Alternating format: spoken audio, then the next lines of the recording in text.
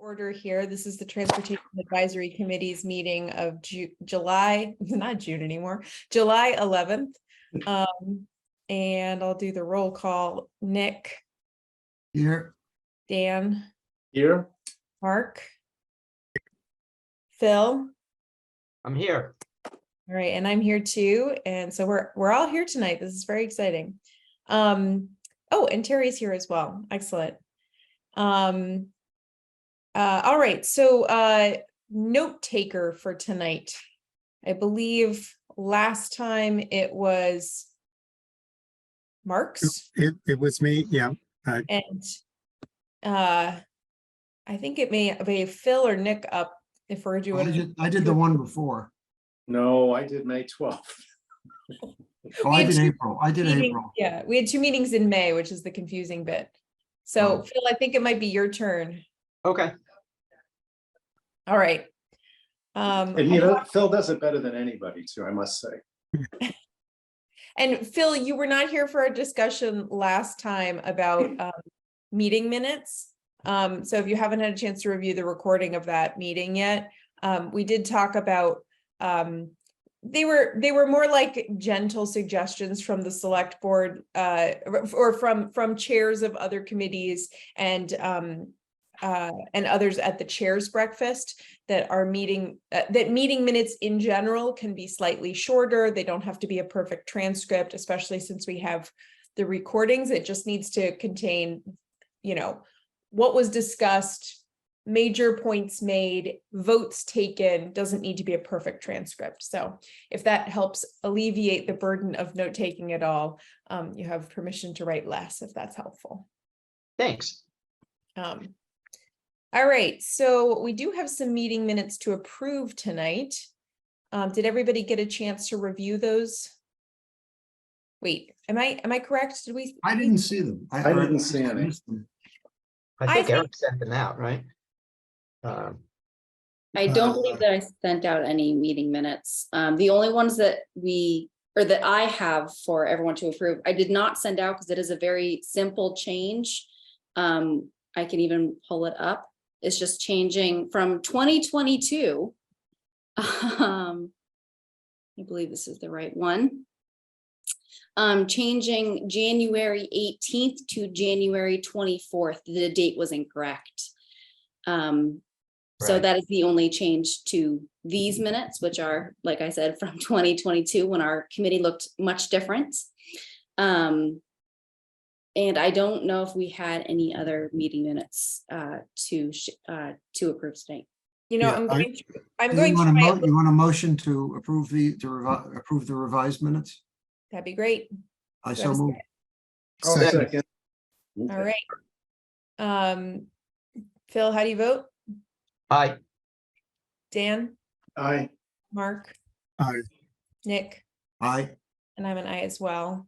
And looking back through my emails, I'm realizing that it was on me. I have the May 12th meeting minutes from Dan, and I failed to send them to all the committee members here. So I'll make sure to send those out following this meeting so that we have a chance to approve those at our next meeting. So that was on me. Apologize for that. And will those, I have a question. Will those draft minutes be posted, or what is our policy on that?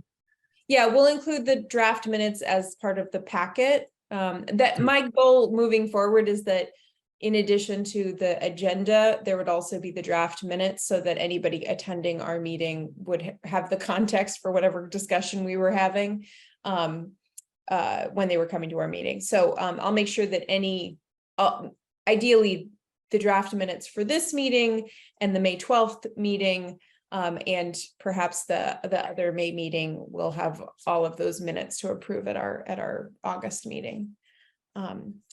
Hey, Laura, one question. I tried to embed the link for the meeting itself in the minutes. Is that a useful thing or not? I'm not sure if it, like the Zoom link. Yeah. I don't think it's useful on the minutes since the Zoom link is a ephemeral thing that doesn't, like, once the meeting's over, you can't refer back. No, actually, no, not the Zoom link, the YouTube recording. Oh, that would be great, I think. Okay. Yeah, and I don't believe that changes. Okay. It shouldn't change. So hopefully it will stay the same, and sometime in the future when people are looking for it, they're gonna go, what's YouTube? But for now, it'll be useful for hopefully the next couple of years at least. Yes. Trying to imagine a world without YouTube. I'm not sure if it would be a better or a worse place. All right, so that leads us to our next quick topic, which is schedule and frequency of these meetings. We had discussed at our last meeting potentially moving to a every 3-week cycle so that we could, especially as we're getting into the comprehensive transportation and mobility study, there's going to be lots to discuss, more work to do, and it might be useful for us to meet more frequently. So I wanted to bring that up at the top of this meeting so we could work out whether or not we wanted to do that. 3 weeks from today would be August 1st. And then we would have a second meeting in August on the, let's see, 1, 2, 3, on the 22nd as well. Am I doing that right? 1, 2, 3, yes. So the 1st and the 22nd. So does that, I'd love to hear thoughts from others. Does that feel like a good cadence for these meetings? Does that feel excessive for the summer? Would we want to wait until the fall? So just wanted to open that up for discussion. I'm okay with it. Would it be helpful if I gave an update on the study?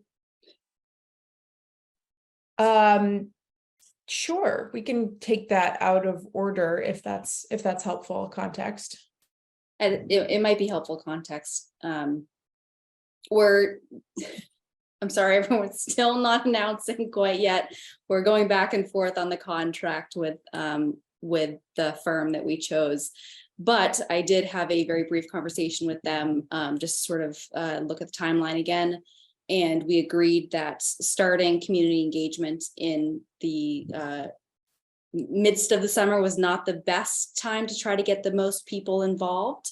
And so we might do sort of a soft launch during the summer, but really do more of the community engagement startup in the September, once people are back in town, back at school, and a little bit more involved once again, and not jetting off to many different places for vacations. So that's, if that has any sort of bearing on your thoughts on if we should be meeting 3 times or every 3 weeks before the summer, just take that into consideration. Yeah, my feeling, Laura, is that during the summer, it may be a little aggressive to have it every 3 weeks. I mean, it adds an extra meeting in the summertime. And I think it's fine during the year, but I would propose that we hold off on doing that until after the next meeting. Mark and Phil? I'm fine with it either way. I can't always predict availability, but if there are things to talk about, sometimes it's good to have more time to talk about them. But whatever works for people.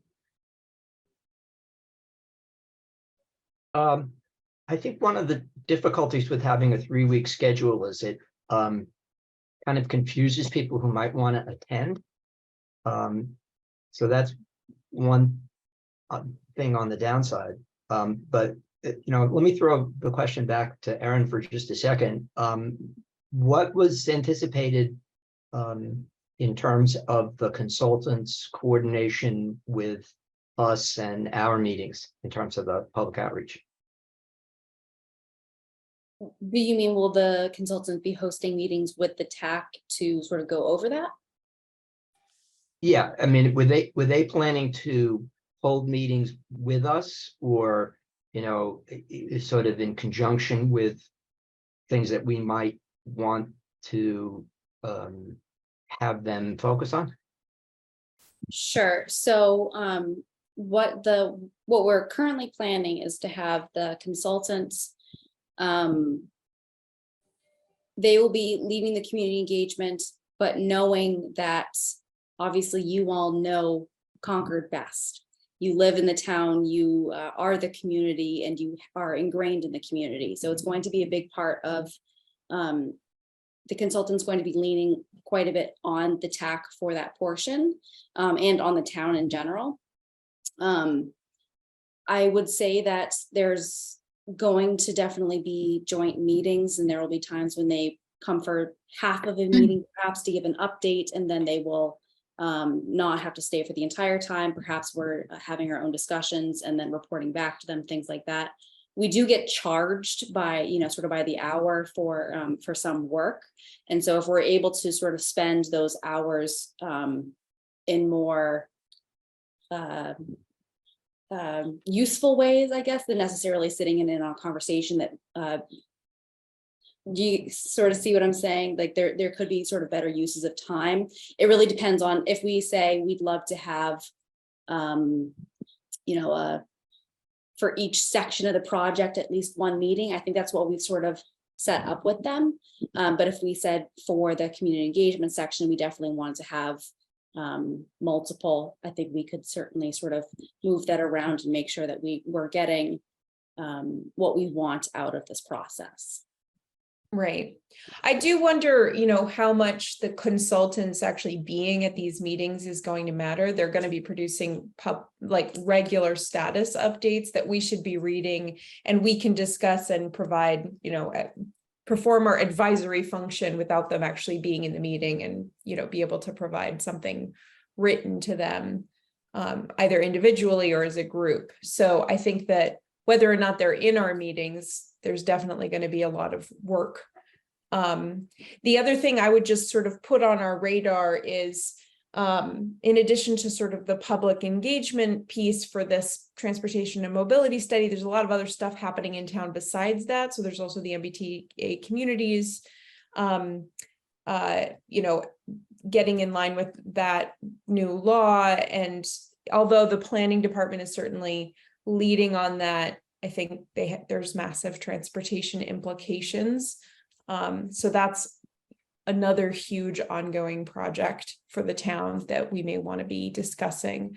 And then all the other things that have come up as we've talked about public transportation, how do we finance these things? There will be some things that fall outside the scope of either of those things. So I want to make sure that we have enough time to address all of those different points, because we've had several conversations that didn't come to conclusion because we just sort of ran out of time and then had to move on to something new. So I want to make sure that we're preventing that from happening as we move forward.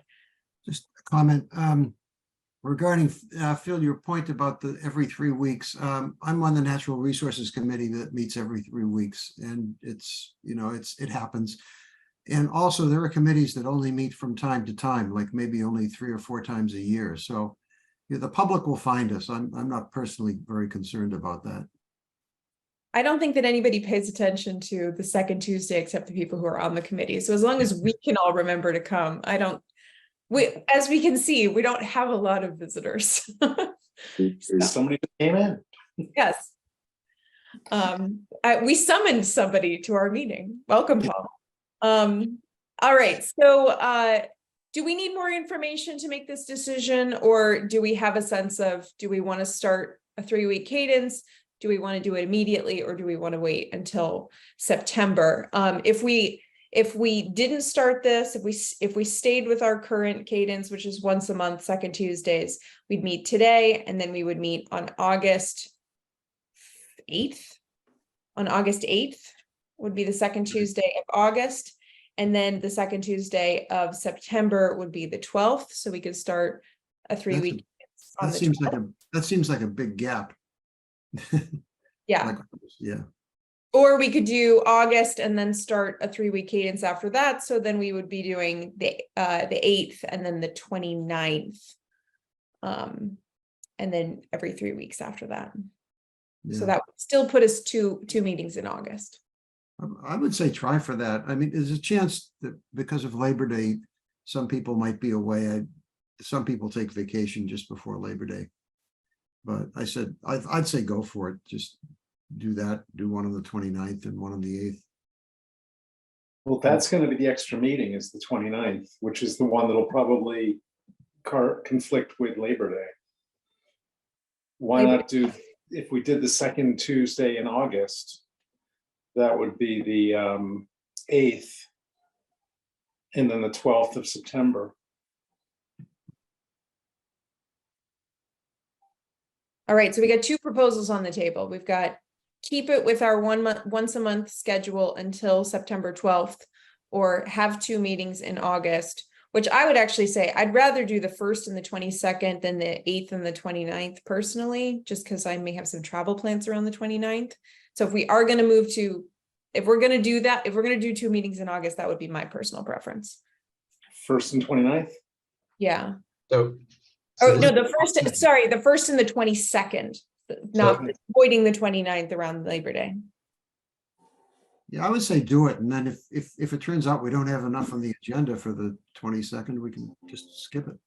That sounds great. That's exactly what I was gonna say. All right, Good it sounds like we've come to consensus. Our next meeting will be August 1st, and then we'll do the 22nd.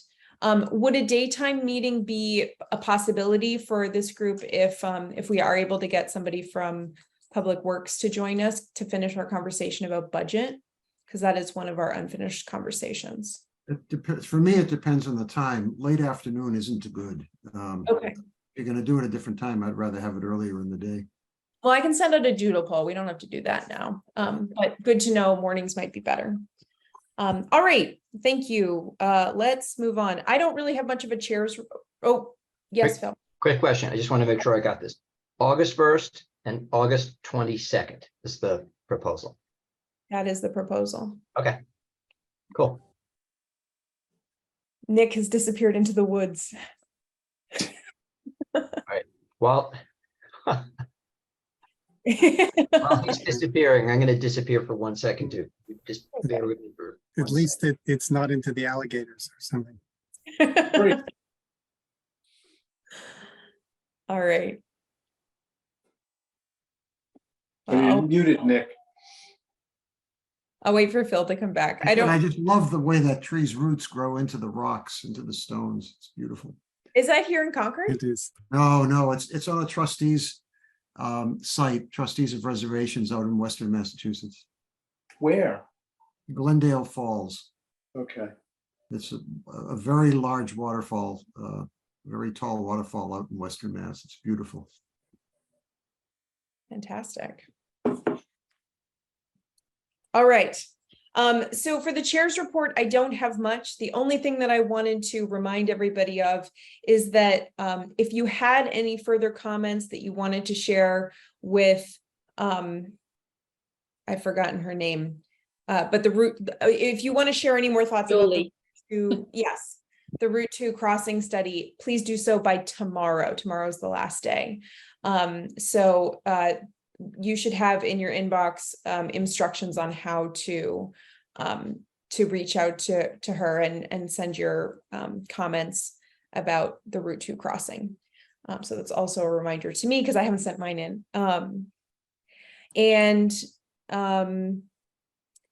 That's pretty much it for me, except the official bridge opening of the Bruce Freeman Rail Trail is still unscheduled. So I think we can all just celebrate in our own way at this point. So eventually there will be something town oriented, but as we all know, the bridge is very much open. All right. And with that, I'm going to turn it over to whoever was at the Riverside Common 40B project site visit. We had talked about somebody kind of reporting back on that, and I can't remember now who we said that was going to be. I was Okay. there, and so was Dan. Yeah. All right, so if you guys want to give us sort of just the update and sort of what are the implications in terms of transportation, and are there any actions that we as a committee should be taking on that particular project at this stage? My personal reaction is, in terms of transportation, it's great. It's good to see somebody building multifamily and building it near a transportation hub. And I like the fact that it sort of creates some gentle pressure for getting that bridge built, the pedestrian bridge across the Assabet. So I didn't see any problem with it. I guess the main thing I learned is, if I understood it correctly, and it seemed to be authoritative, basically town bylaws don't apply if they would cause the project to be economically unfeasible. So if there's a town bylaw that doesn't hinder the feasibility, the economic feasibility of the project, then the town bylaw can govern. It can set some regulations on the project, but if it affects the viability of the project, the bylaw doesn't matter. I don't think that applies to us too much, but it definitely applies to like natural resources, because that is very close to the land, to the wetlands. Any other thoughts you wanted to add, Dan? No, I mean, I went back and revisited the site when the people weren't there, and it really is shoehorned into this, what appears to be a very small area. And it's quite dense, you know, with 201 dwelling units. You know, it is close to the center. I don't know that it's, well, I guess depending upon where the bridge was built, it would be, you know, certainly walkable. As it is now, it's a little bit of a schlep. But, you know, the fact that it's in the back of the office park there, you know, it kind of lends itself to heavier traffic use without, you know, loading up on local roads as badly as it might in some other areas. But it does feel like it's an awfully small plot of land for that amount, and you know, which doesn't really play into our purview, but that was my gut reaction. Yeah, interestingly, they're putting garages underneath the buildings, which I'm not sure I like that they're building a lot of parking, but so that means more drivers. But it, you know, it's got ready access to Route 2. You get right onto Route 2 without going onto Main Street. So it's that's good in a sense. Yeah, actually 2 stories of parking underneath, that's kind of eye-opening. Yep. It's going to be an expensive project to build. Phil, you have a question? You're muted, Phil. Yeah, you are muted, Phil. Was there any discussion specifically about the developer providing some mitigation in terms of the number of cars? So, you know, maybe contributing to the cost of construction of the bridge, or putting in sidewalks, or you know, bike paths, that kind of stuff. The town has no leverage in this at all. So you're welcome to start a mitigation discussion, but I don't know how far you'll get. So I guess the question, you know, the larger question is, in light of Junction Village going south, is the town now considered to be under the 10%? Yes, that's the playing field that we're looking at. Yes, because that didn't happen, we have no choice now. This is it. Okay. I believe that we are 3 units under right now. Okay. So has anybody maybe this question really is for you, Aaron, has anybody at the staff level talked with the developer about adding additional affordable units to this project to bring us back up over the 10%? Well, the project will have 50 units of affordable housing in it. So it is a significant project, especially since we've built, I think, 9 units over the last 10 years, or some ridiculously small number. So this is a huge project in terms of bringing affordable housing to Concord. It's desperately needed. So I think it's a huge win on the actual housing and affordable housing specifically front. I told somebody about it, and their jaw, like, this was somebody who knew about housing in Massachusetts, their jaw literally dropped to the ground. He was like, a quarter affordable housing? That is unheard of and amazing. How did they do that? Well, that's what the law requires. Well, I guess that's a 40B project. Right, it's a 40B. I guess that's standard. I might have failed to mention that it was a 40B project. That might have been the issue there. So the yeah. reason why I asked the question is, if you guys recall, when what's the name of the project down in the corner of Concord, Acton, and Maynard? It's actually in Concord, but you have to go through Maynard and Acton to get to it. Really big project. Forest Ridge, yeah. It's no, not Forest Ridge. It's past that. It's a really big apartment complex. Oh, yeah. It's near Off the of- Thoreau Club. It's actually beyond that a little bit. It's Forest Ridge is right next to Thoreau. That was also had a couple of affordable units, but the reason why I mention it was that when that project was originally proposed, Marcia pushed the developer to add units. So it was actually bigger than they proposed. And that was to get more units and to get us up over the threshold. Yeah, but that So I don't wasn't, know if anybody at the staff that has. wasn't a 40B. That was, the developer had to go through the town's processes to do it. This developer doesn't have to, basically, they have to come to the town, to the ZBA, but that's about it. Well, Yeah, the process is different with this. This is a comprehensive permit. So the process is a little bit different, but yeah, like Nick said, it's a very different ball game, if you will. Like right now, it technically hasn't even come to the town. It is still with the state. They basically did a site walk and invited the town as a courtesy, more or less, just to sort of say, we're trying to be open with you about how this is going and what the process will be, what this will look like. The people that were at the site walk will remember that there was essentially no questions allowed. There was no discussion allowed because it was not a meeting that was being held by the town. It was a meeting that was being held by the state, and they were not allowing for discussion. So it will come to the town eventually, but it will be a different process.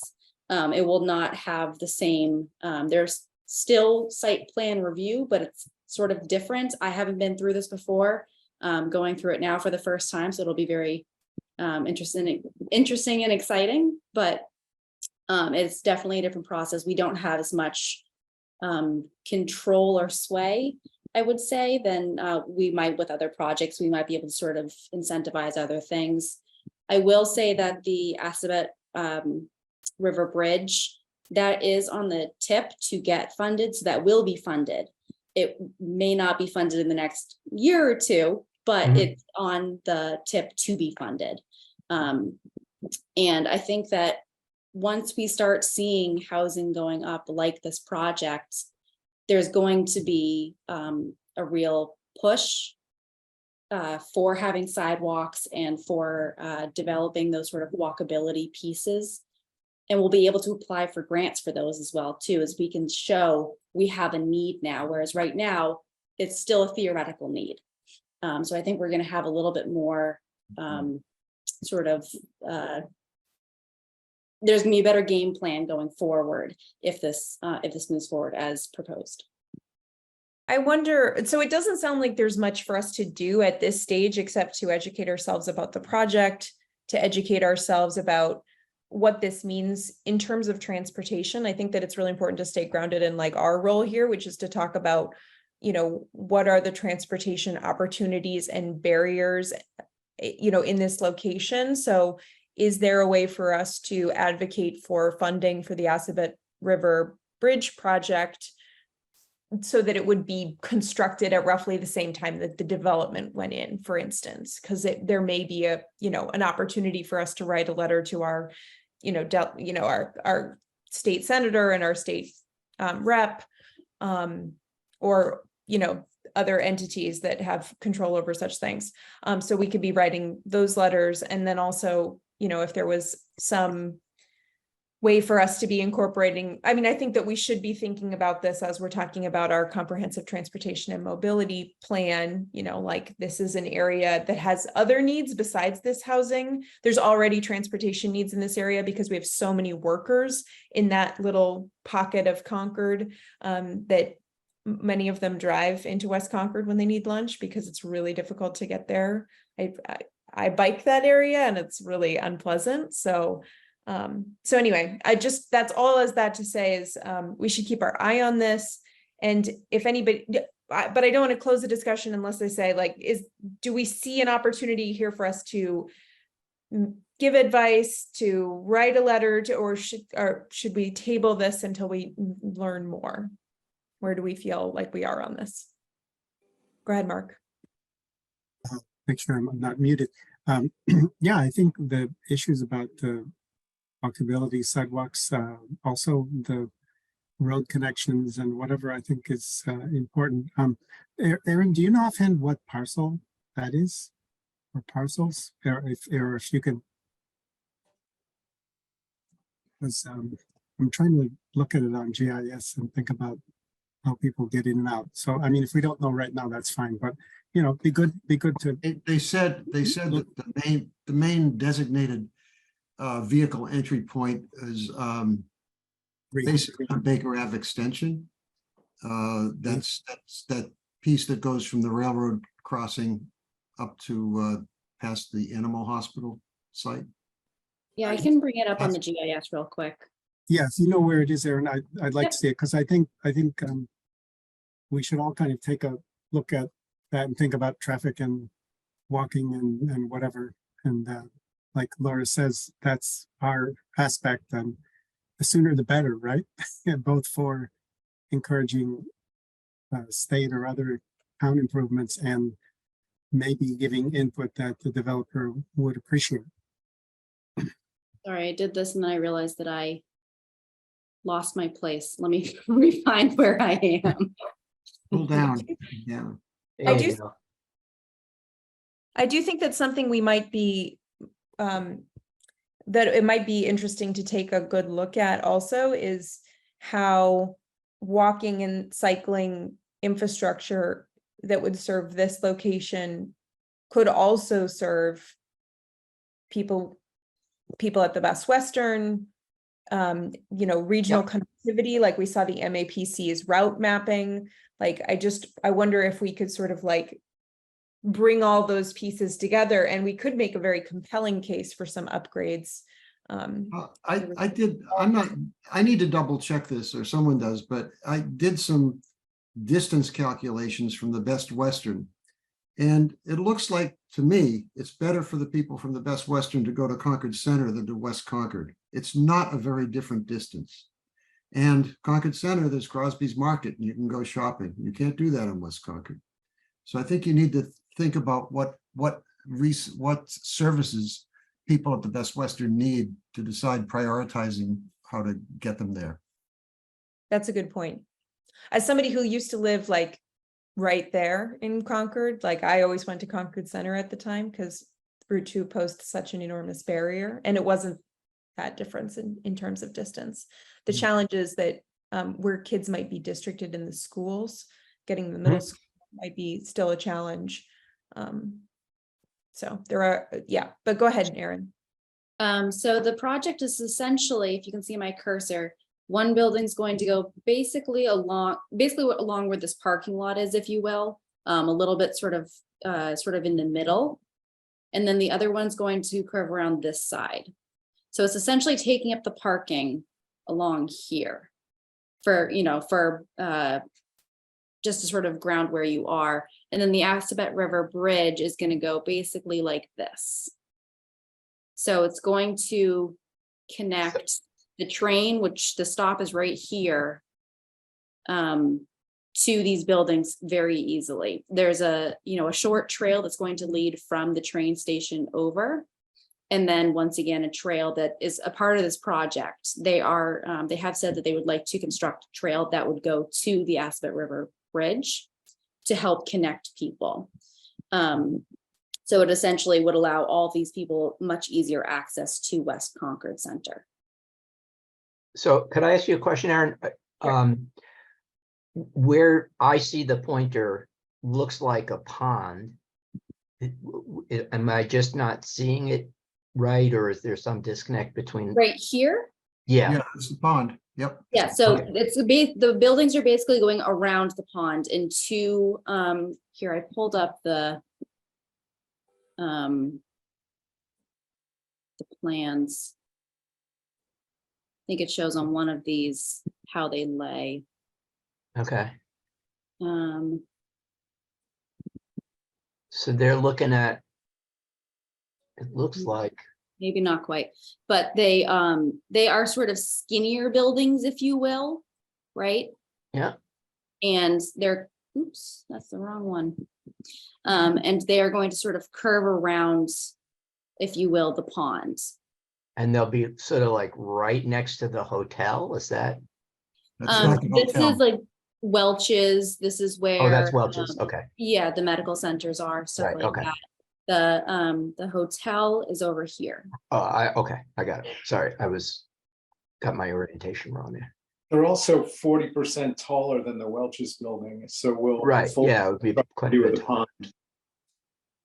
Yeah, the 5 stories plus 2 parking underground in one of the buildings. Yes.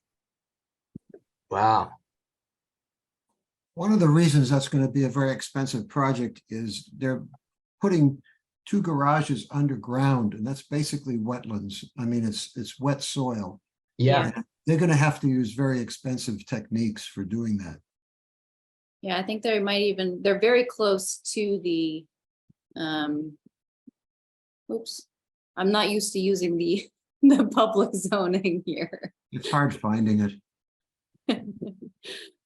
I always have trouble finding it. It's terrible. That's the floodplain.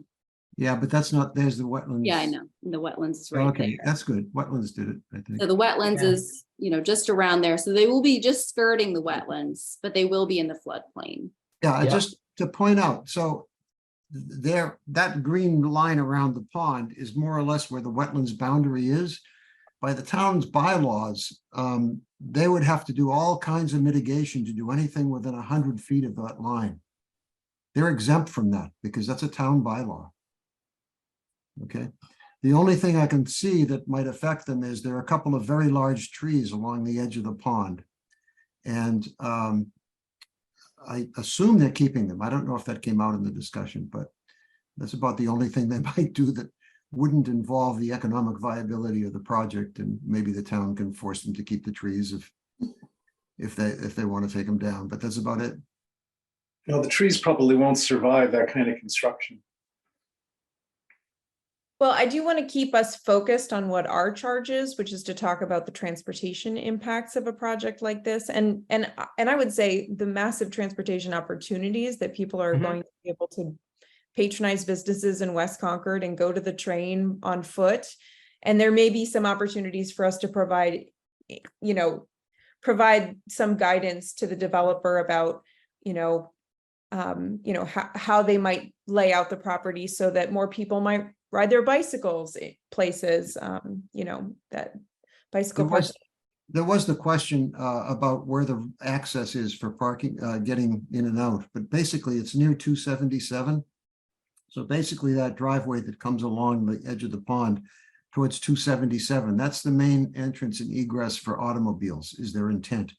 I think that the other entrance that's over past 330, I think that will still be available. But we weren't supposed to ask questions, so it's not clear. yeah. 277 is the Trashology place, right, Nick? Right, yeah. That's kind of a bad left turn. So you come over the track, and the island that was put in a few years ago to, kind of direct traffic a little bit is a little bit too long to make a left turn into the office park very easily. They were talking about relocating it slightly to the west, I believe that is. Yeah, that would make some sense. But the thing that does strike me is that the most convenient egress is going to be out that exit to Main Street as opposed to going to the light further up.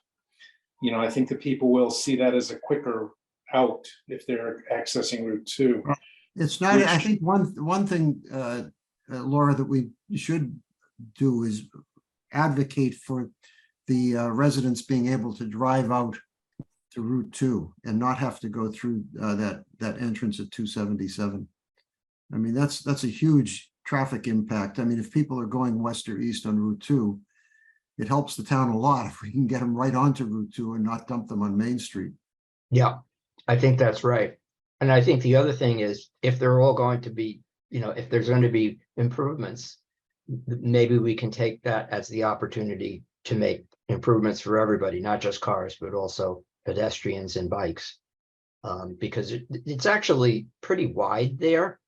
I go through there all the time on my bike, and the way it's striped and laid out, I think there's an opportunity to make bike lanes and a bigger sidewalk. There's actually no sidewalk there.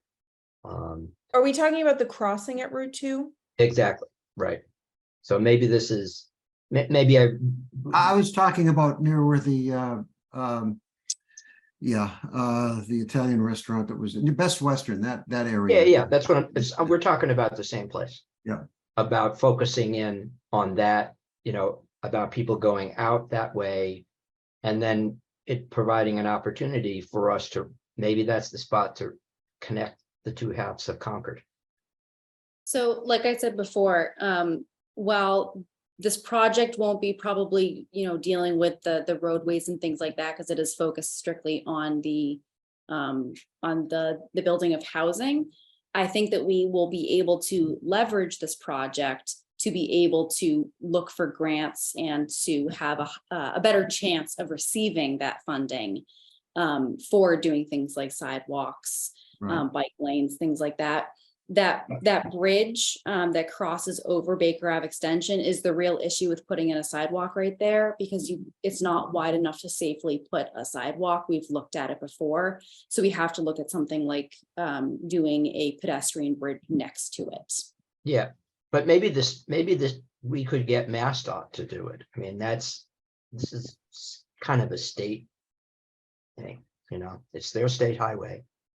It is, but the Baker Ave Extension is not theirs. So. Well, I think that your concept of leveraging this is really correct, but I think what we should do is get to the state and say, guys, you got a lot of ARPA money. This is going to be a big project. Everybody wins, but you got to spend some money here and see if we can get them to do it. I would argue that our best leverage is to get the money sooner for the Assabet Bridge, because it's the most directly connected to the project. And it's already in the tip, and it just feels like it needs some push Well, to the finish line. Yeah, that sort of gets back to my first comment about seeing whether or not the developer might be willing to do something, because you can't know unless you ask them. And if they're willing to do it to help accelerate the construction, great. Aaron, in terms of the Assabet River Bridge, is that going to be wide enough to accommodate bicycles? Yes. So basically what it is it's supposed to be a pedestrian bridge that is also accessible to bikes, if that makes sense.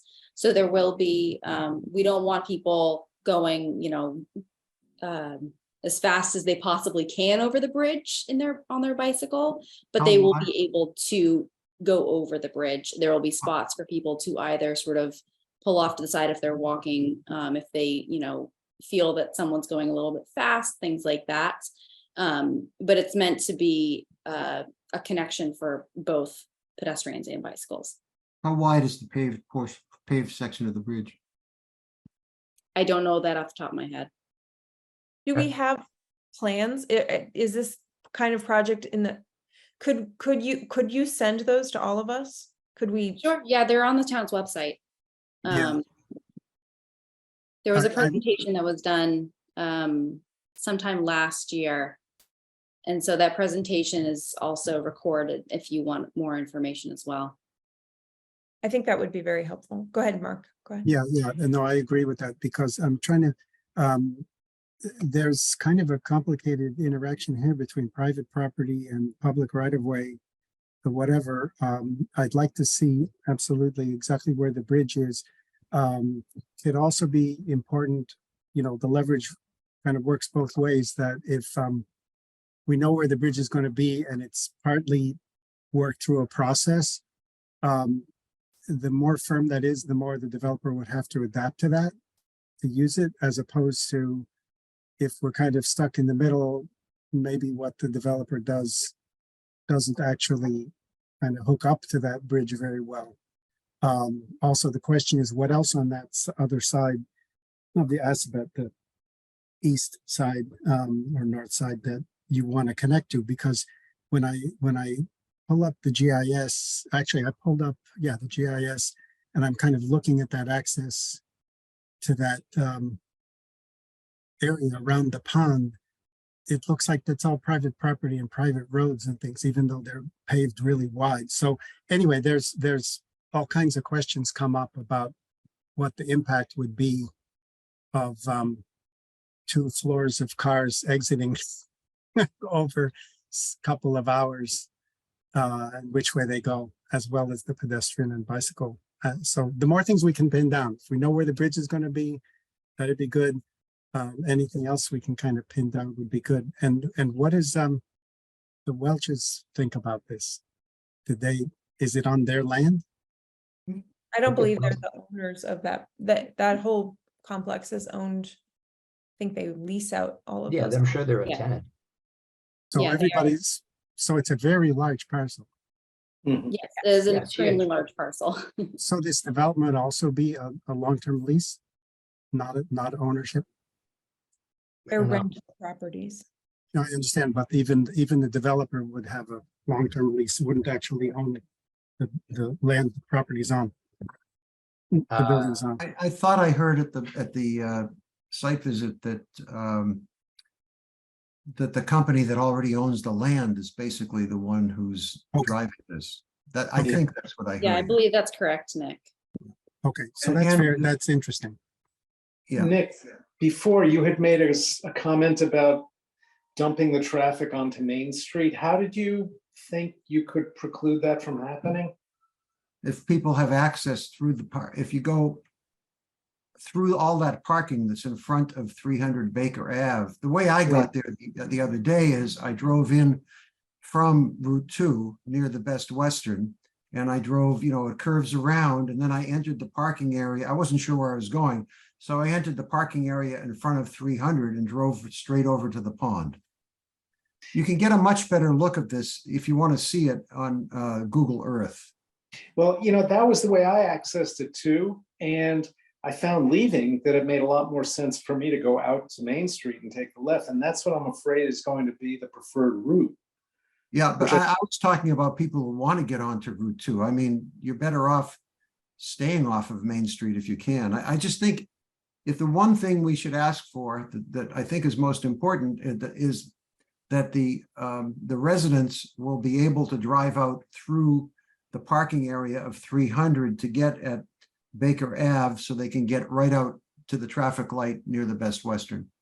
I think it's important to preserve that as an option for the residents. Mark, go ahead.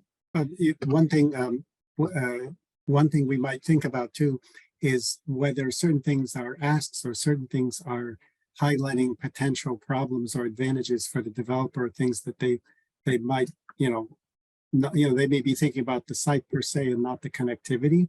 We're thinking about connectivity, so we can make suggestions about, we think that it's going to be better for the tenants and the users as well as the rest of the town if this or that concern or potential problem is addressed with collaboration between the developer and the town. You know what I mean? It's just kind of a perspective. Because if we really have no strong leverage vis-a-vis the developer, it seems that a collaboration is the right way to do it. I would echo that. I mean, I think it's, first of all, important to remember what leverage we do and don't have and what our purpose is, which is to provide advice. And I also think, I just want to, we've talked a lot about car entrances and exits, and I'm obviously residents will have cars, but I do want to reiterate that this is an enormous transit-oriented development that would allow a lot of people to not drive for things. Mhm. The West Concord has a lot of amenities, and we have a lot of residents, in Concord who would like to drive less a lot of residents I could see downsizing out of their homes into these kinds of properties and be able to go into West Concord without a car as they age. So like, I do think that we have a huge opportunity here to think differently about transportation with this project.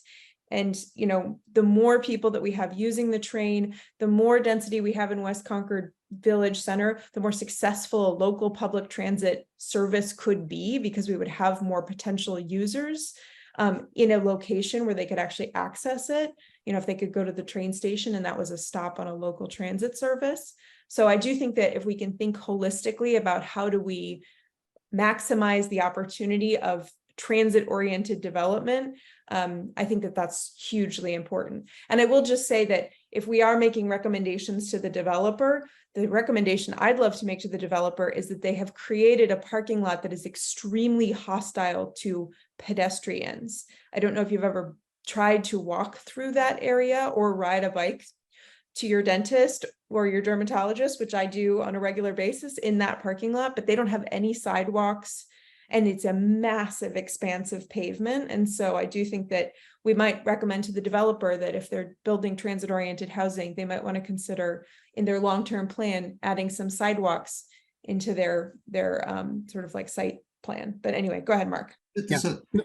I'll just real quick that I agree with what Laura just said, that and this can be kind of looked at comprehensively, you know, with giving advice to the developer or suggesting things that I was thinking that if we know exactly where the bridge is and try to figure what it connects to both sides and then how it branches out with the walking or cycling or whatever, you know, as well as the automotive questions that we were talking about before. But yeah, I mean, there was a certain style of making parking lots that was only thinking about cars. And again, if you have all these residents right there who are going to be walking out that direction to something, and people from the train station in West Concord, that it's an opportunity to rethink all that pedestrian and bicycle connectivity. And it helps that it's one owner and one property. I mean, it's either they do it right or they don't, or it's a hard nut to crack.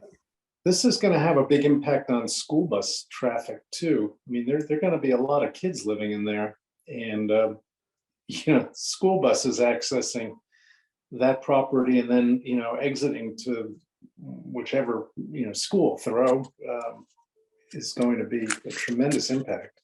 That's a good point, Dan. I think that school and emergency, you know, fire, police access also is something that developer would not want to ignore. I want to make one point. Just again, the town has virtually no leverage in this discussion. And I think we're going to, however we present suggestions to them, I think it's important that we present them as suggestions and not recommendations, because recommendations sounds like you know better than the other guy, okay? So I really think the fact is we should be helpful and present suggestions. That's my only point. Right. We could a list of things that might help you. Yeah. So Make this your is property more attractive. Aaron, just to confirm though, we are 3 units short of the required percentage. I believe that is right. I think that the numbers just came out and I think that we were 3 below. I don't quote me on that, but that's what the number that's popping up in my head. Yes. Well, that's pretty amazing. The 3 units allows this 200 unit thing to go ahead without any, you know, without having to adhere to any of the bylaws, town bylaws. You fail, you fail. We fail. Yeah. There's a price for failure. I suppose. This is all because Junction Village was rejected by the select board and by the finance committee. From, you know, let's face it, folks, you can't have your cake and eat it too. Well, I think we've strayed from our transportation discussion here, so I'm going to bring us back. I do want to figure out how we bring this conversation to conclusion though, because it sounds like we have some ideas. We have some ideas about how we could help advance the bridge project. Potentially, we have some ideas about developing recommendation or not recommendations. I liked your point, Nick. Questions. Some friendly suggestions from the TAC for design of this project. So I just want to ask, does somebody want to draft something? What is our next step on this? I'd take a shot at something. Let me just summarize what I heard. Well, I'll just take a shot at what I think I heard. I can listen to this again. Okay. Also, Aaron, any plan or link to where the plans are on the website about the bridge would help. And did those plans for the proposed development that you were showing, are those public? Or they? Yeah. Okay. So Yeah, they're both it- linked on the planning board page, and I sent you Okay. all the Aspet River Bridge plans just now. Great. okay. Thank you. Thanks. And I will- if go ahead. Sorry. I will check with Elizabeth Hughes and see where the bridge is on the tip, because I know that it is scheduled for funding. So sometimes they schedule it, between, let's say 1 and 3 years or 1 and 5 years or something like that. So you don't know where in those years it'll be, but I don't know if we're, for instance, in the 1 to 3 or 3 to 5, or where we are in that section. So I will ask and see if she is, if she has a little bit more information on that. Where does that dump out onto Main Street? Doesn't The dump bridge- on- It doesn't. It goes to behind the It's assisted behind living. the train station. Okay, Yeah, and then near that the long train station. skinny parking lot that goes along the side of the train station. So it essentially would connect to the Bruce Freeman. Right. Yeah. So it goes. Yeah. So this it really is kind of a transit oriented development. You're right, Laura. And maybe that's the way to think about it. I mean, for me, my incentive would be to make friendly suggestions that would help make this the most attractive place for people who don't want to drive. Could they have roll-in bicycle parking on the ground level that is secure? Like many people in apartment buildings don't bike because they can't get their bicycle up to their apartment. So having a bike room might be a huge way of getting more people to not drive long distances, especially given that they're right on the Bruce Freeman if that bridge gets built. And then you can go to Lowell if you want to. It would You can save go them. go to Trader Joe's really easily. I go to Trader Joe's on the Bruce Freeman All the time. Yeah, so. it would save them a lot of money if they only needed 1 floor of parking. yes. And there Well, are a lot of people, well, and I think that there are a lot of people who move to multi-unit housing and especially affordable multi-unit housing who don't want or can't afford to maintain multiple cars, even 1 car sometimes. So I think it's making that the most wonderful place to live without a car would be my #1 incentive there. So I just one other question, so I have some sense of it. Is the number of parking spaces associated with this building or this project tied to any particular metric? Or did they just pick the number out of the air? Do you have any idea? I believe that if my memory serves me correctly. It was something like for every 1 bedroom unit and some 2 bedroom units, it was like 1 to 1.5 parking spaces. And then for the 2 and 3 bedroom, I want to say it was 1 to 5 to 2 parking spaces, something like that. They did have some calculations. Mhm. And I'm sure that it's in one of those documents somewhere. There's quite a few pages on the website. I haven't had a chance to go through all of them in detail, but I'm sure they have some sort of a formula that they were using, and that's probably, I believe that's what I remember from the site visit. Did we ever get a firm number of total parking spaces in the garage? So it is 143 units of surface parking and then 161 of podium parking, which is the underground. So it's 200, there's 304 spaces for 201 units. So it's 1.5. That's an ocean of parking. Yes. And there's already an ocean of parking out there. There's way too much parking. It's never full, ever.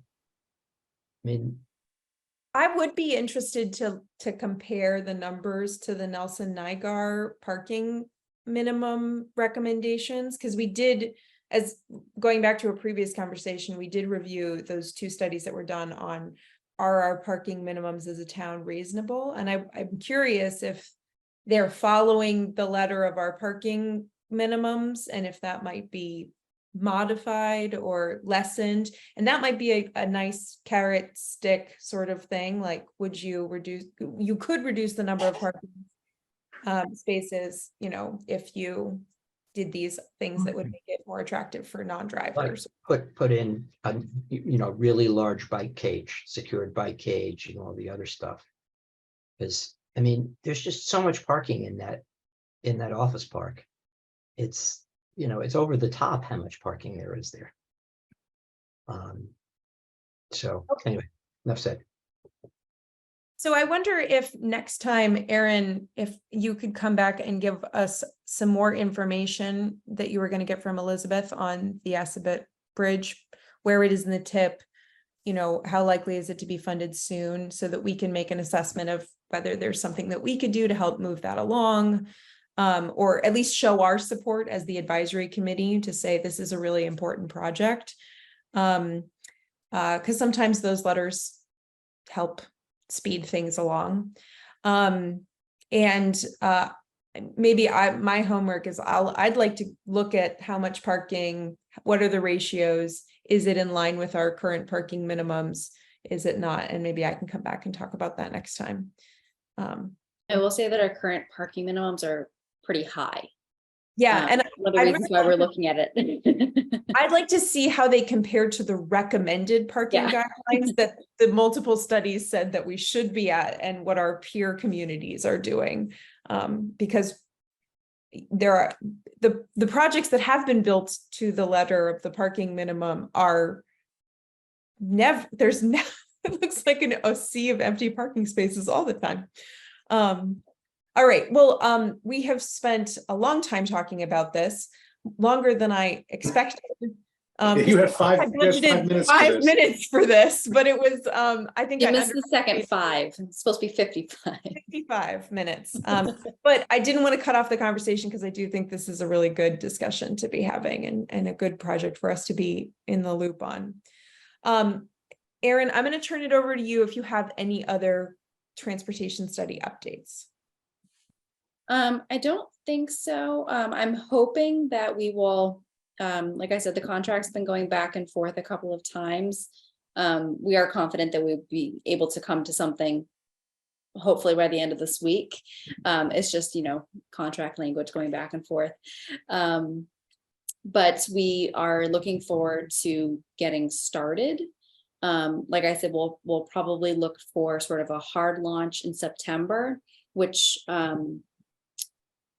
we had originally said that we wanted an 18-month, give or take, time frame for the entire project. They say that they think we can easily do it in 12. So we will probably still be on track, even if we do have to sort of shift things a little bit. So I think that we'll be still in really good shape. And I think that that's the only update that I have there.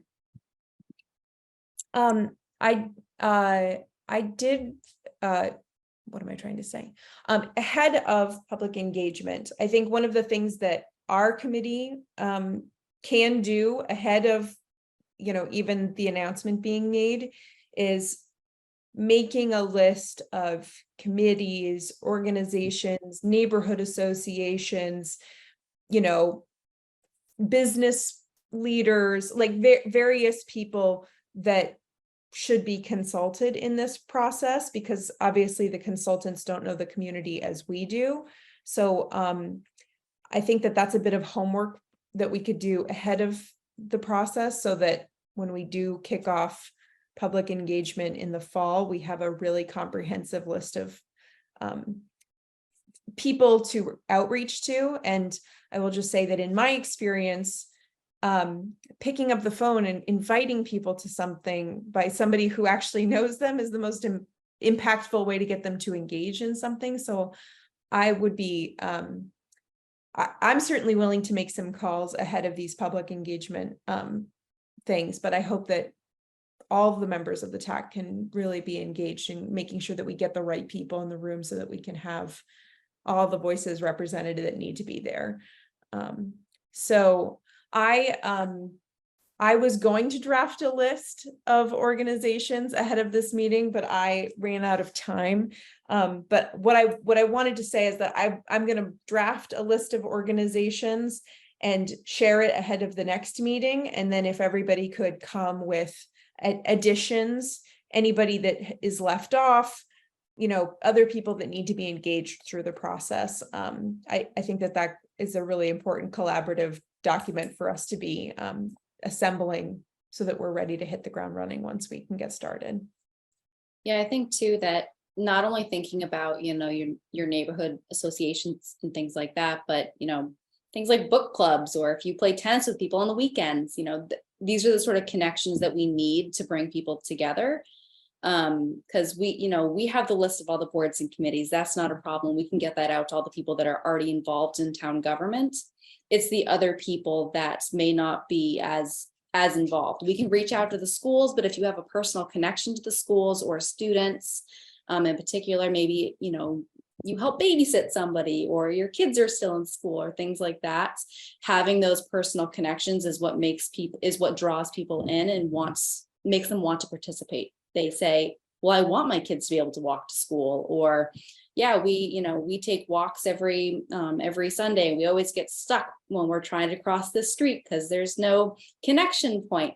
Having those sort of conversations really gets things going. And then that's exactly what the consultants and us need to know so that we can help put something together that's going to be really useful. Aaron, one thing, that email you sent was good, but I think you have a bad address for Mark. I got to bounce back on that. It's Mark_Galis, not Mark.Galis. Thank you, Dan. I didn't get it. Yeah. Oh, that's interesting, because every time I send you something, Mark, I always get a bounce back. So I just assumed Really? it was you. Uh-oh. Well, anyway. Maybe you've got your spam filters set up to I exclude have Aaron. a special tech folder. It should be going into. But anyway, try it Mark_. And is the docket the plans documents for the, anyway, I could wait till I get it, but the plans document is not for the bridge. It's not the same thing as a technical memo. No, September 19th, 20. It's conceptual. It does have some number. I just looked at it. It's got Okay, some numbers in it, like the. But in width. terms of throwing it into the justification or urgency, there's a MPO memo September 19th, 2016 on the town website. I can send Aaron the link to send people, which talks about how important this is and says, 1,050 employees at 300, 310 Baker Ave, 162 Harvard Vanguard associate employees, blah, blah, blah. Doesn't say anything about how many thousand people are going to live in this new development. So it probably, significantly increases this. I'll just send this link to Aaron for whatever it's worth. Yeah, it sounds like since that was written in 2016, it might be time for an update. Yep. We could draft something, we could send it to the select board to ask them to submit it on behalf of the town to, the powers that be that could grant us the money to do this. So, so that sounds like a next step that we can discuss at our next meeting. So we'll have more information about the pedestrian bridge, and we'll be able to draft something. Before we move on from the comprehensive transportation study, is there anything else that you all feel like we could be,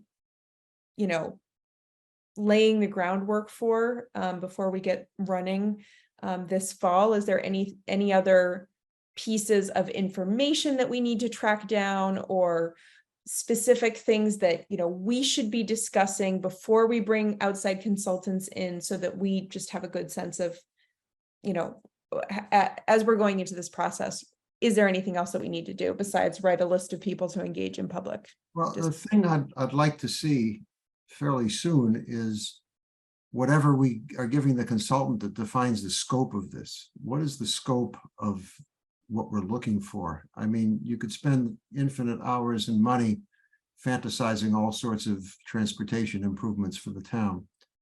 But what boundaries are we putting on this? What areas are we suggesting investigation? I would like to see as soon as possible something that sort of lays out the scope and the extent and, the limits of what we're about to engage in.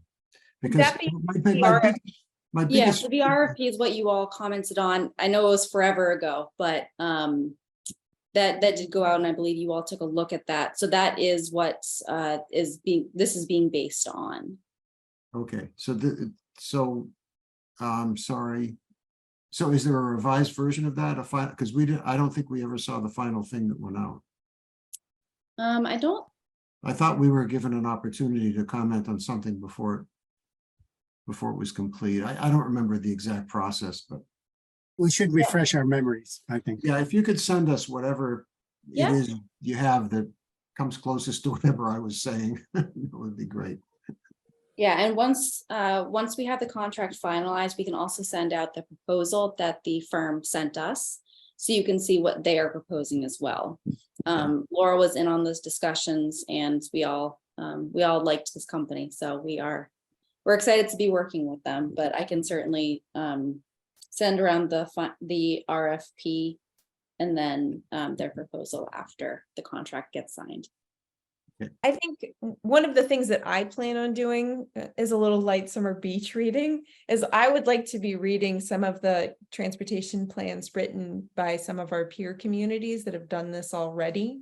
Because there are, communities all around us that have gone through similar processes in the last several years.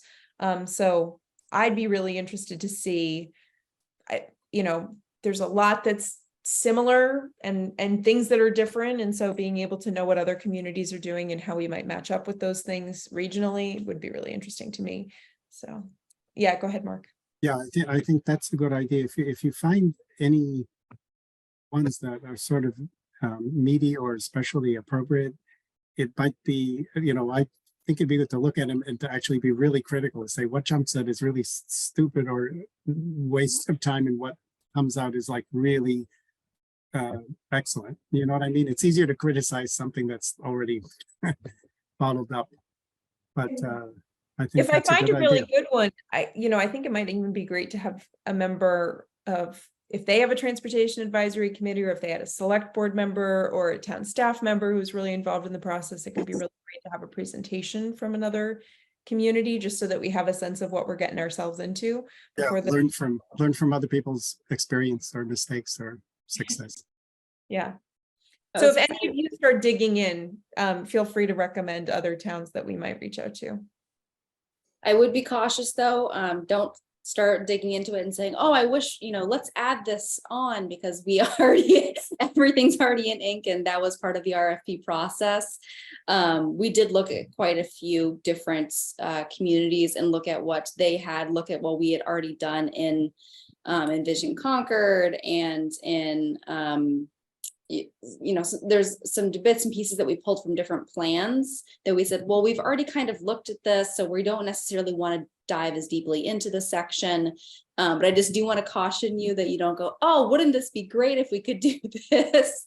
But if it's completely different than what we've already put into writing, then it might be a little bit difficult to, so I don't want to get anybody's hopes up too high.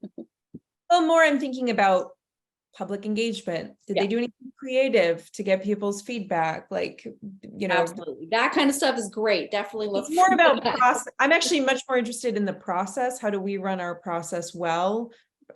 So anyway, Erin, if you have recommendations, since you have looked at a bunch of plans already, and I've only looked at a few, maybe you can come up with a recommendation for a comparable community that we might reach out to.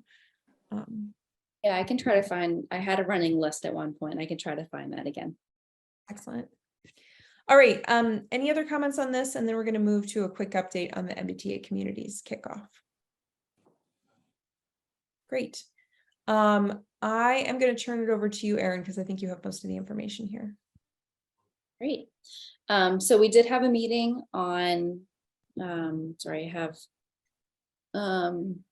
the 28th. I keep thinking about the 26th, which is our next one. So the 28th was our sort of kickoff meeting where we had, I believe, over 180 people attend, both virtually and in person, which was great. We got a lot of really good questions. And I think one of the questions that keeps coming up from the people that really want to be involved is about how can they be more involved. So one of the things that we are currently working on is I'm finalizing a what we're calling our boot camp.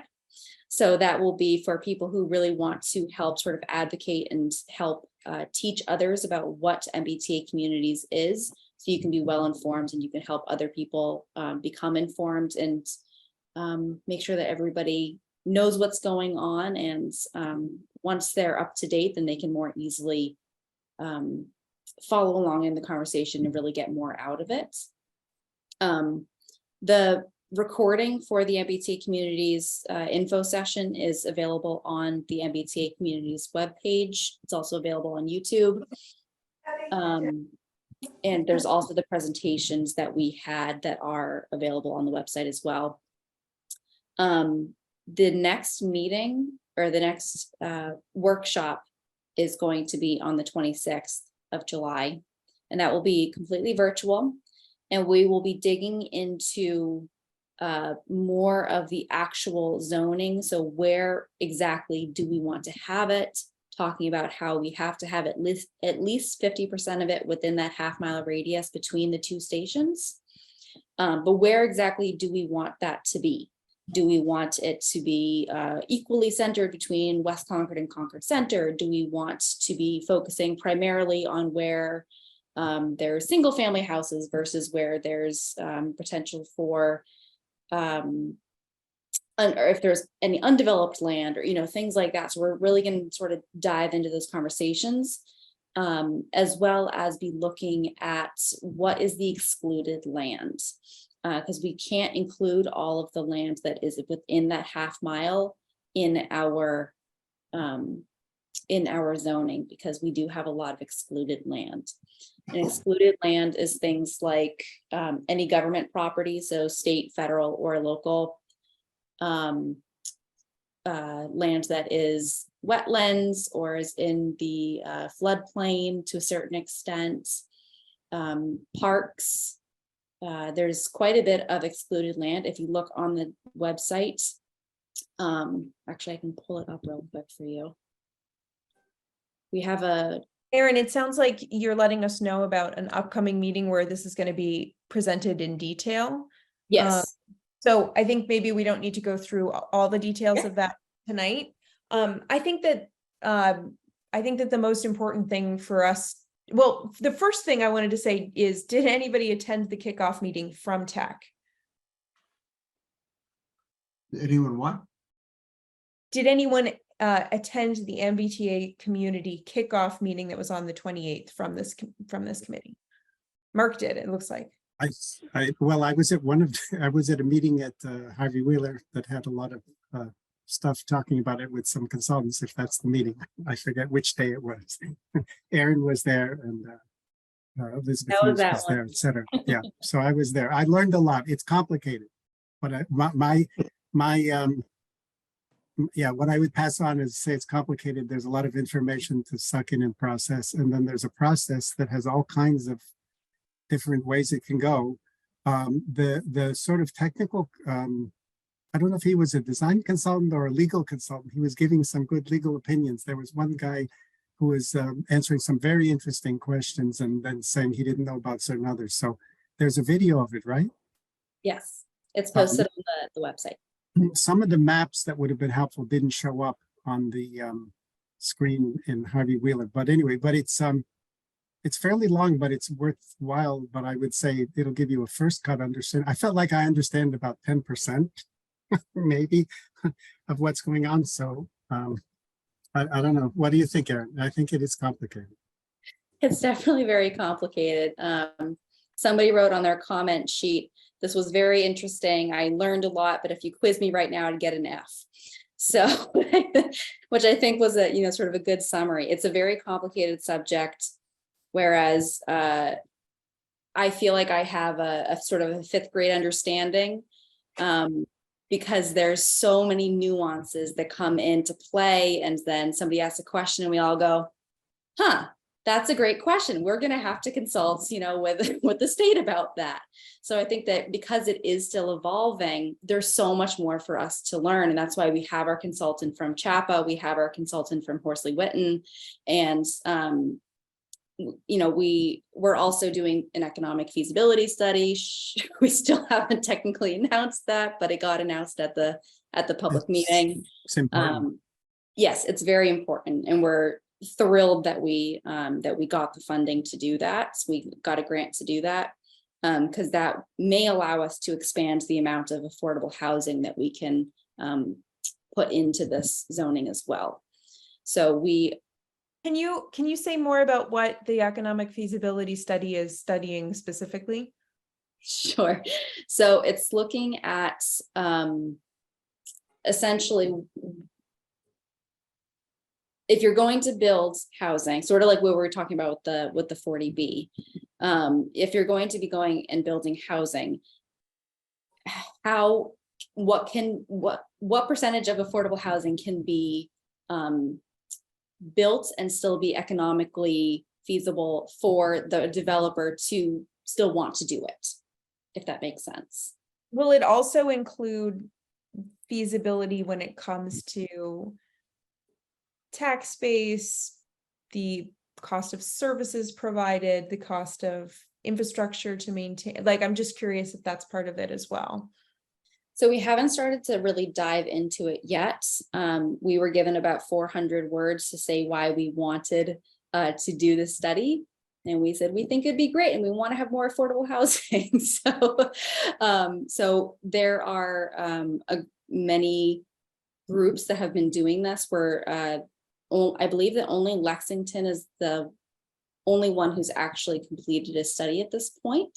So we're going to be looking to them as well as the consultants who are working with other municipalities to sort of see what exactly can we weave into this, because we were looking at it specifically from the affordability standpoint. How much affordable housing can we add into our zoning? But there might be other aspects to it as well that I'm not currently thinking about, because I don't want to say we have sort of a one-track mind, but we're trying to just sort of get the information out to people right now. And then we're going to start really sort of, going through all the details and trying to figure out how we can really get this to work. Yeah, Mark. Yeah, just I could add on a couple of things now that I'm sort of remembering the meeting. So, one thing that what I heard was that one of the restrictions, okay, well, first of all, there was something that Elizabeth Hughes explained to people and still people kept misunderstanding is this is the MBTA communities law says that a community that has public transportation or is adjacent to one, so it's pretty much this whole eastern Massachusetts, has to create a certain amount, depending on the town and whatever, of zoned area where multifamily, three dwellings at least per building or whatever it is, can be built by right without any special permit or anything like that. And Correct. Concord right now doesn't have any of that. Correct. There's no by right multifamily. It's all special, but it doesn't, in no way does the law require anything to be built. Correct. So Elizabeth Hughes was saying this over and over again. People are still misunderstanding. Say, how many do we have to build? No, you don't have to build any. You have to make it possible. The woman from CHAPA Yeah. was saying her analogy, which all analogies are good. I love it. Whatever. She said, you need to have a plate that can fit so many cookies. You don't have to have any cookies.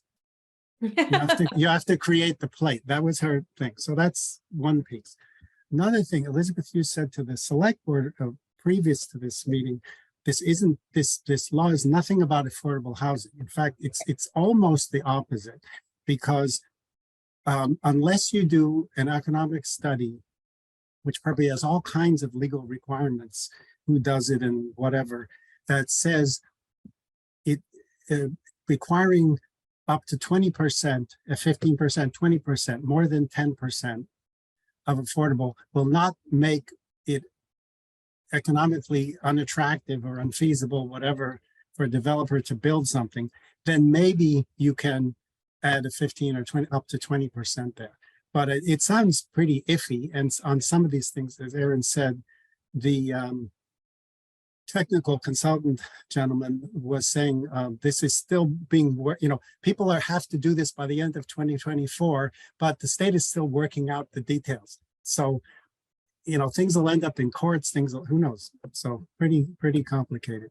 Yeah, it's kind of like building the plane while you're flying it. It's kind of how it Yes. feels. Yes. So the 40B project would have no impact on our numbers then, because it's not by right. Because the numbers don't count. Boy. The point is not about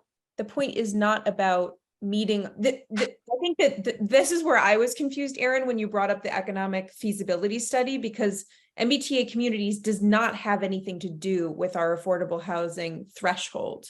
Correct. It has to do Right, with they're- zoning policy, which is a very different thing. And you can have some affordable housing criteria in your zoning policy, but it's about multifamily versus single family housing. So are you allowed to create a duplex if you're renovating a home? Can you build an apartment building in particular neighborhoods that are close to the train station? I think it has to be a triple. Oh, So it does not have to be I need triple. education Oh, on it really? too. I thought I heard Elizabeth say it had to be triple, but maybe I'm wrong. So a multifamily building has to have at least 3 units or 2 separate buildings with at least 2 units on the same parcel. Okay, interesting. By the way, one interesting thing that came up during the question and answer, or that I thought was significant, is the town can count as part of the plate places that already have multifamily construction. So they could include that property that this 40B is on, even though the 40B has nothing to do with this. Potentially that is very near West Concord. That whole property could be zoned multifamily residential as part of things, as far as I know. So after the fact, we can tell them they can do it. That's great. Well, it means that they can do it. Yeah. Anyway, it means, well, it's actually better if the affordable thing gets put in Right. concrete first, because this would do the opposite. Would mean you don't need the affordable. Well, 40B is different, so it wouldn't necessarily have any sort of bearing on what the zoning is that we pass. But so I think that what I've been telling people is that there's sort of a couple of mantras, if you will, that I've been sort of saying over and over again, is that the number of units does not matter, because we're not counting units. It has nothing to do. I think that Lily said at one point that the CHAPA consultant pretend that, for for lack of a better analogy, something came out, a mudslide came and washed away all of Concord. How much housing could theoretically be built is all that matters. It does not matter how much housing is there currently. It does not matter how much housing somebody says, well, I want to come in and, build units. Great. What matters is the zoning that lies underneath. So like Mark said, the analogy that I really like is the cookie tray. All the state cares about is that we have a cookie tray that can carry cookies. They don't care about the number of cookies. They don't care about the type of cookies, so long as we can fit 15 cookies per acre.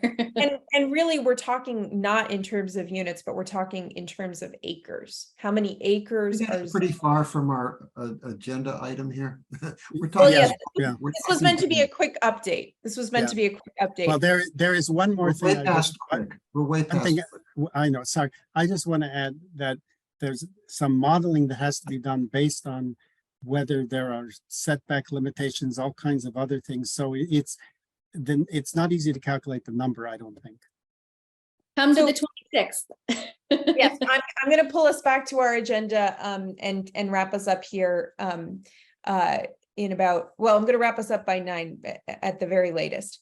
I'd like to get us out a few minutes early. The thing that I wanted to say about this is MBTA communities, it is a law designed to meet the state's transportation and climate priorities and housing priorities. Housing, transportation, and climate. Transportation is one of the big three. So it's one of these things that has enormous implications for the transportation infrastructure of Concord, whether or not our rail continues to be viable, is upzone, what do they call upzoning areas around transit is one of the best ways to improve a transit system, because people will ride the train and therefore you can provide more service instead of once every hour, and once every 3 hours on the weekends, we might actually be able to have like a more reasonable train system. So it's an important topic that we are going to be asked to weigh in on because of the transportation implications. So I think it's just very important for us all to watch the kickoff meeting. It is recorded.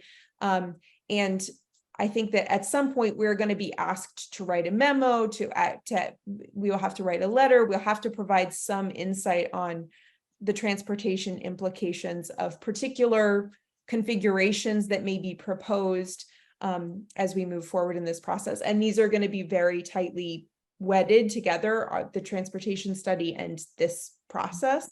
So I think it's just very, very important for all of us to be engaged on this and informed. So I will just say too that we're doing weekly planner hours. So if you have individual questions, or if you are having, you're trying to work something through in your head. For instance, I will be at Concord Tea Cakes from 4 to 5 on Thursday this week. So if you want to come by and grab a coffee and chat about MBTA communities, you are welcome to do that. And hopefully you won't be the only one, because I'm hoping that it'll be a great success to have these weekly meetings. excellent.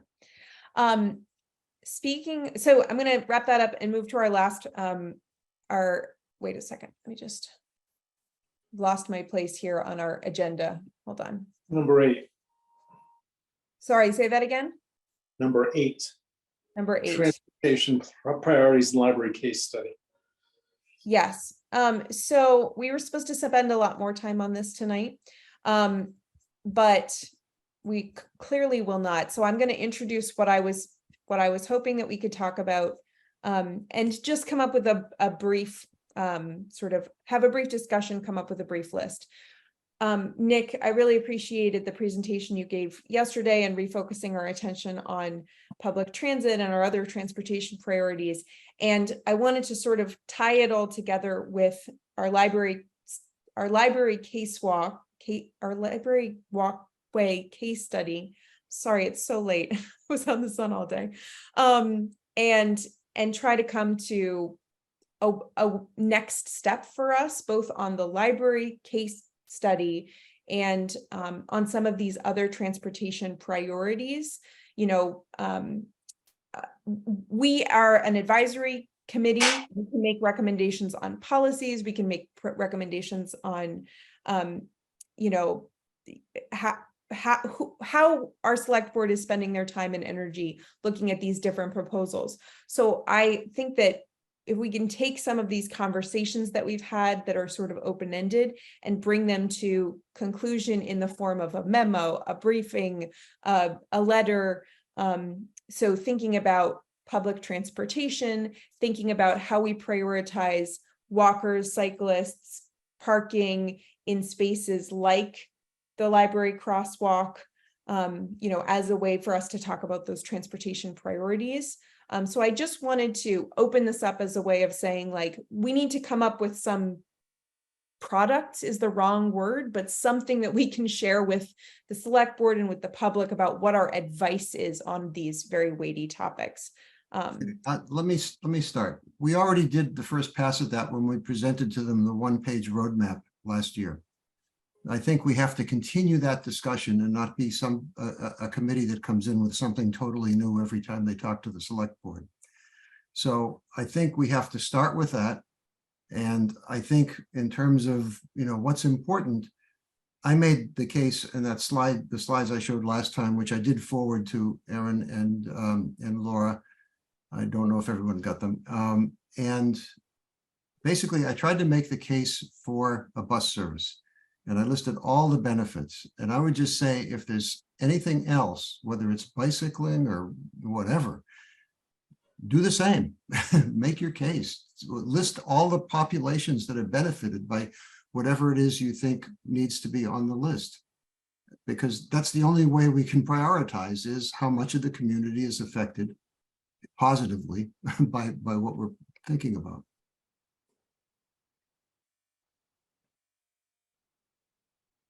I wonder if we feel like, so you created a fantastic slide presentation. Is that the kind of thing that you would want to take to the select board and do a presentation? Would we want to turn that into a Well, memo? I think there's a basic question here in my mind. That's why I was pushing this issue of priorities, which is that what do we think will have the biggest impact on the community? So in that set of slides, I tried to make the case that I think that a bus service has the biggest impact on the most people and, the most different segments of the population. And, I would love to debate that with somebody else who wants to say, no, it's this or it's that. That's a good discussion to have, okay? But that's my opening thought, which is, I think that one's really important. I think that should be at the top of our list that we're asking for. All right. Now, bicycles and roads and all that are, and bicycles and pedestrians are all very important, but I'll be very blunt here. Helping the bicyclists doesn't do as much, right? Why? Because most people aren't going to ride their bicycles for 6 months of the year. Okay. It's important. We should make the roads safer for bicycles. We should, for instance, make it easy for tourists to come into town and use their bicycles. There are a lot of positive things we should do for bicycles. But if we're asking the town to spend money, I say bicycles are not first. Bus services first. Okay. Now, I know there are at least 2 people in this committee who feel strongly about bicycles, and bless you. That's wonderful. Okay. But, my grandmother would never have gotten on a bicycle. And I'm 79 and I'm not getting on a bicycle anymore either. Okay. Okay. That's it. End of speech. Thank you for that speech. So can I make a rejoinder to that? Sure. I would love to agree with you, Nick, except that if you think about history, the decline and fall of public transportation in the United States is a fact. I don't think that the town of Concord is going to turn history on its head with its own resources. It's just not an economic proposition that I think we can credibly sell to the select board without subsidies that are beyond the means of the taxpayer to provide. Let me push back on that. A town that can spend $110 million on one school can afford $1 million or $2 million a year for an ongoing bus service. Okay. Period. So the rejoinder to that is convince the voters of that, right? Because if you ask the voters at the town meeting, will they pay $110 million for a school? They said yes. If you ask them to pay $2 million a year for whatever department is going to run the bus service, I'm not as sanguine. So, I agree it would be ideal. I mean, I personally would also like to see a bus or a trolley or some other public transportation infrastructure or modality, because I think it's intrinsically better than having people ride in the individual cars. But, So what happens in the winter, Phil? Most people are riding bikes in the winter. You may, but most people don't. Well, I guess the rejoinder to that is, it's funny how it seems to happen in Copenhagen and in Tokyo and in Minneapolis. I mean, I'm not suggesting that it will be easy, but I am suggesting that it's a heck of a lot easier and cheaper to make things comfortable and accessible for pedestrians. I'll push back on cheaper. No way it's cheaper than a bus service. To do it at the level that it's done in Copenhagen and Minneapolis, no, or any, I don't know Minneapolis, but Copenhagen certainly, there's no way that it's cheaper than a bus service. You're talking about extensive road work all around town, okay? Ongoing. Well, we can argue about this over coffee in 2 weeks, but No, I think it requires a public discussion. I don't want to talk about it over coffee.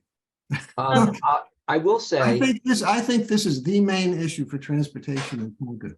Concord either has to decide that it's going to figure out how to fund a bus service.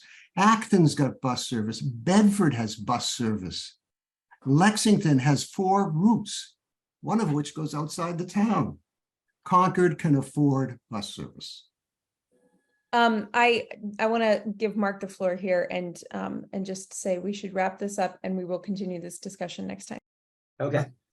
Good. deal. Very short. Maybe we should think about having this discussion with the FinCom. Yeah, I think that's a great idea. Yeah, I agree. I think the question of funding is to figure out how to do it, not to just say that there's an up or down vote and you have to come up with all the money the first year. My question is, how do we get there? And I think that's a great conversation with the FinCom.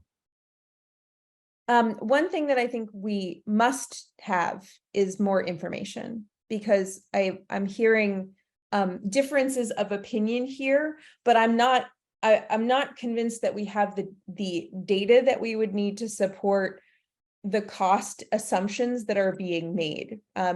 Public transportation has annual costs and employee costs and vehicle costs and on the other side, you know, roads and sidewalks have maintenance costs. Mhm. And I personally could not tell you which is a better return on investment proposition. And I'd be really interested to hear from some of the communities that you mentioned, Nick, Bedford and Lexington, about where the money is coming from. Is it mostly grants?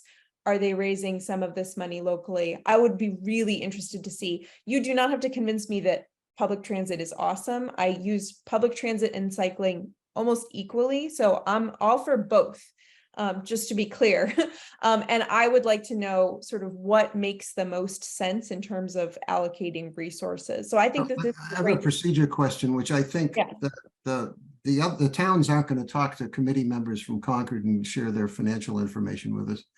And I guess maybe it's on Erin or somebody. How do we get the detailed information on how the bus services are funded in those 3 towns, Erin? Well, so the basics of how they run their services is public information if they have any sort of documentation of that. I think that we could certainly invite them to be a part of it. I know that at least in Lexington, possibly in Bedford too, it's at least partially run by the MBTA. They at least have a line that goes into Lexington, I know. So that could be part of it as well, as they could be getting funding through MBTA for that. But I think that the best way to do this would probably be if we wanted to have a focused meeting on sort of bus and public transit options, to possibly invite those people that are either running those programs or a part of those committees to come to a meeting, perhaps. Well, I think at some point that would be good, but I think right away, we just need numbers, right? We want to know what their budgets are. We want to know what the sources of funding are. We don't need a meeting for that. We just need data. And So I'm asking, ridership numbers. Can you get that data, or how do we get that data? If you provide a list of what you're looking for from what towns, then I can certainly see if I can get the information. I'll do that. Okay. Excellent. All right, so we have 13 minutes left in our meeting here, so I just want to make sure that we leave time for correspondence and public comments. I have too many tabs open now. I've lost the agenda again. Hold on just a So second. do we have any correspondence? That was the next item. Okay, thank you, Phil. Erin, did we have any correspondence? I don't believe so. The only thing that I got was, Laura, you had asked if Steve Dukrin would be able to take a look at your presentation regarding the library Sudbury crosswalk. And he gave a few very brief comments, but it was nothing that was particularly eye-opening. He was on vacation last week, so he just looked at it quickly this morning. So I think if there's more time, he might be able to give more in-depth comments later. Okay, well, maybe we can, I can follow up with him individually about that, but we have no other correspondence from the public. I don't believe so. Okay, great. Terry, would you like to make any liaison comments? Yes, thank you. I am thrilled to see the discussion about the priority. Buses and bicycles are both very high priorities, and how are we going to fund all of this, and what's the top priority? This is really one of the main reasons we created the Transportation Committee. So the more you can help the select board and the finance committee and the town get focused, the better, because there's too much to do. We can't afford to do everything. We don't even have enough time to do everything. So I'm wondering if the study, I don't remember the scope of the study, is that going to help with this discussion? It will help somewhat. One of the main things that we focused on was sort of the connectivity and multi-mobility aspects. So while it won't be giving us, for instance, bus routes or something like that, Right. it will sort of help us show, okay, this is where people tend to be coming from. This is where our gaps are in, say, infrastructure, whether that be sidewalks, bicycle lanes, things like that. And sort of give us a guidebook for how to move forward. Okay, great. Because I think I thank Nick for bringing that up. I think that the more this committee can get the town focused, you guys hash everything out in, however many meetings it takes you. And because the select board is not going to have time to hash it out. And it would just be incredibly helpful. I personally would love to see bus service and bike lanes and 100 other things. But those are two of the really big priorities. How do other towns do it, and how are we going to get it done? And how soon can we get it done? So thank you just very much.